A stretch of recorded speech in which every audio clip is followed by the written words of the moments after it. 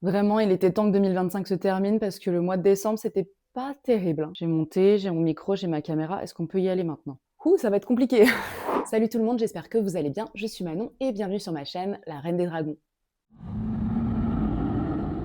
Aujourd'hui, on se retrouve pour mon bilan lecture du mois de décembre. Et ce mois-ci, j'ai lu un peu de tout. De la fantaisie épique, de la BD, de la romance cosy, j'ai découvert le solarpunk. Et malheureusement, j'ai eu ma dose de déception pour cette fin d'année. C'est parti, je vous raconte tout ça. Accrochez-vous bien, faites attention, j'ai été un petit peu énervée au mois de décembre. Allez, on y va! Bilan de décembre, bilan de décembre. J'ai besoin d'un jingle pour les bilans mensuels. Je vais y réfléchir. Pour ma première lecture du mois, je me suis lancée dans le Pumpkin Spice Café de Laurie Gilmore aux éditions E.H. Pour ne rien vous cacher, je l'ai surtout acheté parce que je trouve ce livre vraiment magnifique. Et c'est vrai que j'avais envie et besoin de comprendre toute la hype qu'il y avait autour de ce roman. Et même si la romance d'habitude, c'est pas du tout mon genre de prédilection, la curiosité l'a emporté. Dans le Pumpkin Spice Café, on suit Jenny, une jeune femme qui décide de complètement changer de vie. Elle quitte son quotidien qui ne lui convient plus du tout pour s'installer dans une petite ville qui s'appelle Dream Harbor afin de reprendre le café de sa tante. Ici, on est vraiment sur une ambiance small town très marquée. Tout le monde se connaît, les habitants ont leurs petites habitudes, leurs personnalités bien distinctes et le café est un lieu central de la ville. Dans ce roman, on suit surtout l'installation de Jenny, sa découverte avec sa nouvelle vie, sa rencontre avec les habitants de la ville, l'évolution de ses relations, le tout dans une ambiance vraiment très automnale, et ça, j'ai vraiment beaucoup apprécié. Bon, même si je l'ai lu au début de l'hiver, c'est un détail. Il y a évidemment une romance qui va se mettre en place, et attention, parce qu'il y a quand même beaucoup de scènes de smut dans ce roman. Il est tout joli, tout mignon, mais c'est pas du tout une romance à mettre entre toutes les mains. J'ai principalement écouté ce livre en audio, et honnêtement, c'était pas une écoute désagréable, mais clairement pas mémorable. J'en attendais pas grand-chose à la base, mais bon, j'ai pas ressenti énormément d'émotions non plus. L'histoire est assez simple, parfois même un peu trop facile. Il ne se passe pas énormément de choses, il n'y a pas vraiment de grosses surprises ni de tensions particulières. Mais en même temps, est-ce que ce serait pas ça la définition de la cosy romance? Et ça se vend comme tel, alors je peux pas dire que j'ai été déçue. C'était pas désagréable. C'est vraiment le genre de lecture doudou, parfaite quand on a besoin de quelque chose de cosy, de calme, sans prise de tête, surtout à écouter. Moi, ce qui m'a plu dans ce roman, c'est toute la partie ambiance finalement. J'ai adoré la petite ville, le café, l'idée de suivre les habitants, leurs habitudes et cette atmosphère très automnale que j'ai trouvée finalement hyper réconfortante. Je trouve que c'est clairement le point fort du roman, bien plus que l'intrigue en elle-même, qui n'en est pas vraiment une. Il n'y a pas d'intrigue dans ce roman, on est d'accord? C'est écrit dessus de toute façon, une romance cosy, small town, avec des héros grumpy sunshine et la garantie d'un happily ever after. Donc même si ce n'est pas un coup de cœur ni une lecture marquante, ça fait du bien de temps en temps ce genre de livre, surtout dans une période chargée comme le mois de décembre. Et pour toutes ces raisons, je pense que c'est une série que je vais continuer avec plaisir, surtout pour retrouver l'univers et l'ambiance. Ensuite, j'ai eu une très bonne surprise en lisant le premier tome de Histoire de moines et de robots qui s'appelle Un psaume pour les recyclés sauvages de Becky Chambers aux éditions La Talente. Dans ce livre, on suit Dex, un moine de thé dont le rôle est d'aller à la rencontre des gens pour leur offrir un moment d'écoute et de réconfort. Et un jour, Dex ressent le besoin de sortir de sa routine, de partir en voyage, en pleine nature, pour chercher du sens et des réponses à des questions pourtant très simples, mais essentielles. Et au cours de ce cheminement, Dex va faire une rencontre totalement inattendue qui va donner lieu à des discussions profondes sur la vie, sur le bonheur, sur les besoins humains et sur notre rapport au monde. On est dans un univers très doux, très apaisant, où la technologie, la nature et les humains cohabitent de manière réfléchie et respectueuse. Alors c'est pas du tout un livre d'action, c'est plutôt une parenthèse, une réflexion, un moment suspendu. Et clairement là, on est vraiment sur une petite pépite, voire un sacré coup de cœur. C'est une lecture extrêmement douce, réconfortante, intelligente et en plus très drôle par moments. La plume de Becky Chambers est vraiment lumineuse, hyper agréable à lire et surtout pleine de bienveillance. Avant ça, j'avais encore jamais lu de Solarpunk, donc je savais pas vraiment à quoi m'attendre, mais honnêtement, je suis pas déçue du tout. C'est un livre qui fait énormément de bien. Il permet juste de ralentir, de revenir à l'essentiel, de respirer un peu et d'ouvrir les yeux sur ce dont on a réellement besoin. Il n'y a aucune violence, aucun conflit inutile, juste des échanges, des réflexions et beaucoup d'humanité. En bref, c'est une lecture qui enveloppe, qui rassure et qui fait du bien au cœur. Donc vraiment, si vous avez besoin d'un livre bienveillant, apaisant et intelligent, je ne peux que vous le recommander. J'ai ensuite écouté avec énormément de plaisir Le mariage presque parfait d'une accro à Noël, c'est le tome 2 de la série de Laura S. Wilde. Dans ce livre, on retrouve tous les personnages du tome 1, toujours dans une ambiance très festive et ultra réconfortante. Et cette fois-ci, bon, je vous spoil pas vraiment, c'est une romance de Noël et c'est écrit dans le titre. L'histoire se concentre sur les préparatifs du mariage de Zoé qui approche, en pleine période de Noël. Et entre l'organisation, les imprévus, les émotions et les relations familiales, on va suivre les personnages dans un moment à la fois joyeux et un peu stressant. Et on découvre aussi de nouveaux personnages, notamment l'apparition de la belle-mère, ce qui apporte pas mal de situations et de dynamiques intéressantes. Le roman mélange romance, humour et esprit de Noël avec une vraie place donnée aux liens familiaux et aux émotions. J'avais lu le tome 1 l'année dernière, je l'avais adoré et honnêtement, je pouvais pas m'empêcher de continuer cette saga doudou que j'adore écouter à Noël. Et très franchement, je crois que j'ai encore plus aimé ce tome que le premier. J'ai adoré retrouver les personnages, c'était hyper agréable de replonger dans leur univers. On a à la fois beaucoup de bonheur, mais aussi un peu de tension et d'émotion, notamment avec l'arrivée de la mère d'Ethan qui apporte autant de moments touchants que de situations plus compliquées. Les préparatifs du mariage donnent vraiment le ton. Il y a de l'humour, énormément d'amour et une ambiance festive qui fait juste du bien. C'est un livre assez court qui se dévore littéralement d'une traite et pourtant ça ne l'a pas empêché de me faire ressentir plein d'émotions. Je l'ai écouté en audio et c'était ultra qualitatif. Les narrateurs sont top, j'ai pas vu le temps passer. Pour moi, c'est clairement une lecture incontournable de Noël. Et ce qui est sûr, c'est qu'en décembre 2026, je me fais le tome 3.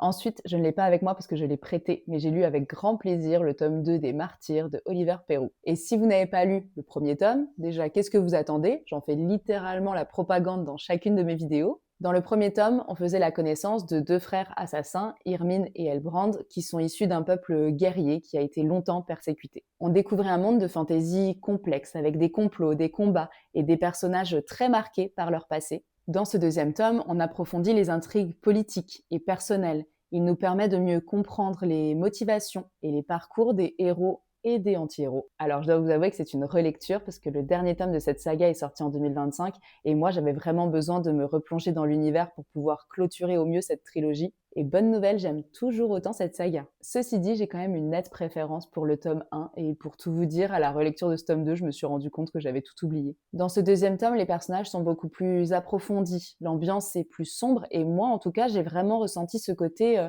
je te prépare pour la suite. Ça rend le rythme un peu plus lent par moment et du coup, j'ai vraiment eu le sentiment de lire un tome de transition. Alors oui, j'ai trouvé quelques longueurs, cependant, ça m'a pas du tout empêché d'apprécier chaque moment passé dans cet univers. Donc bref, même si pour moi le deuxième tome a été un peu moins percutant que le premier, je suis toujours accro à l'univers et j'ai vraiment hâte de me plonger en 2026 dans le dernier tome pour pouvoir enfin clôturer cette trilogie.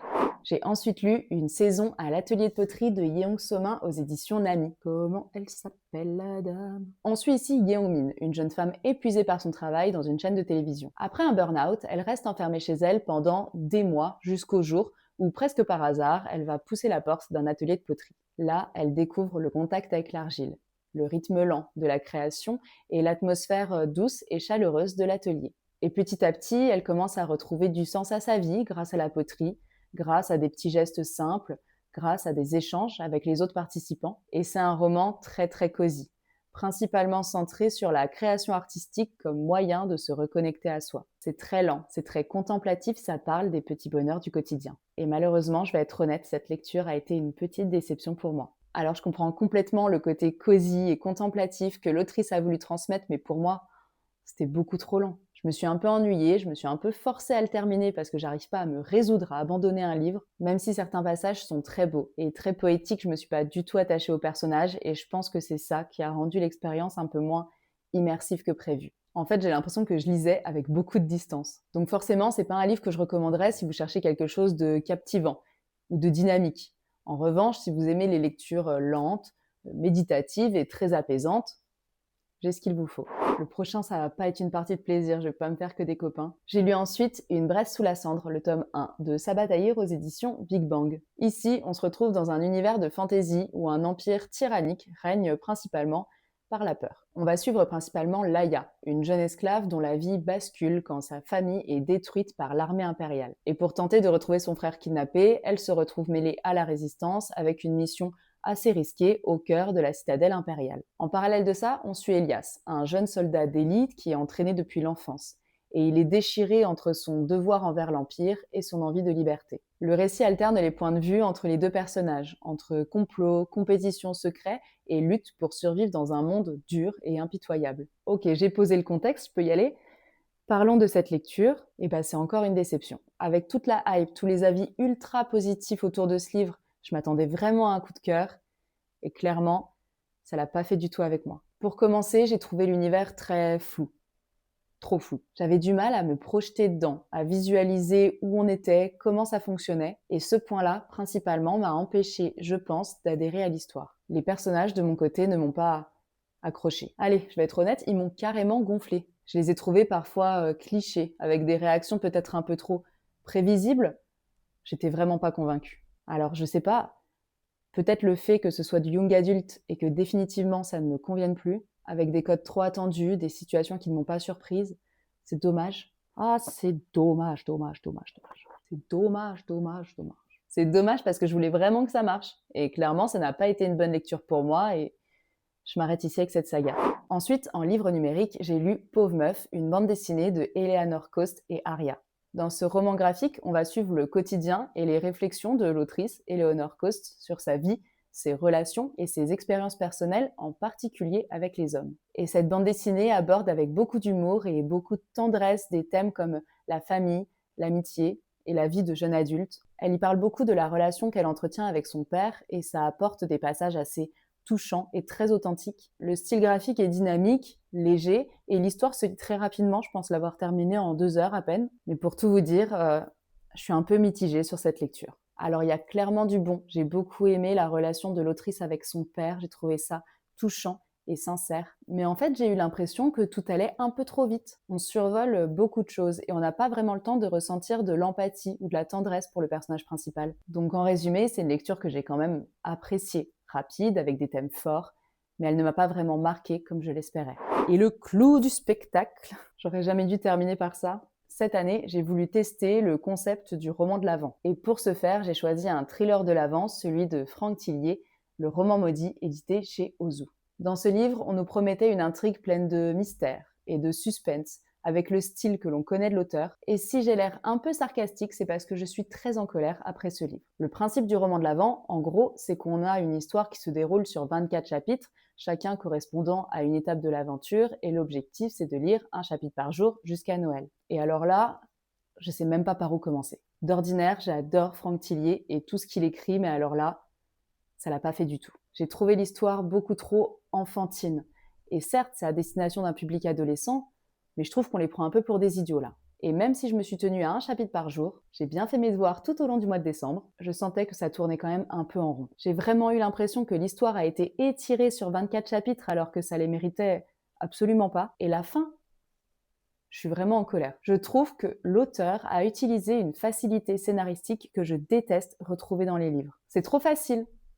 Ça m'a complètement frustrée. Franchement, si vous l'avez lu, il faut qu'on en parle en commentaire, ça m'a fait hurler. Bref, c'est un Tillier pour le moins atypique et clairement pas à la hauteur de ses autres romans selon moi. Voilà, c'est terminé pour mon bilan lecture du mois de décembre. Entre coup de foudre absolu, lecture cosy, déception et frustration, c'était un mois riche en émotions. Je retiens surtout une merveilleuse découverte avec le roman de Becky Chambers et l'ambiance festive de Laura S. Wilde qui m'a réchauffé le cœur en décembre. Et vous, quel livre avez-vous lu au mois de décembre? Quel a été votre coup de cœur, votre déception? Si vous ne savez pas quoi écrire mais que vous avez envie de me soutenir, n'hésitez pas à glisser quelques flocons de neige en commentaire. Quant à nous, on se retrouve la semaine prochaine pour une nouvelle vidéo. En attendant, faites de bonnes lectures, prenez soin de vous.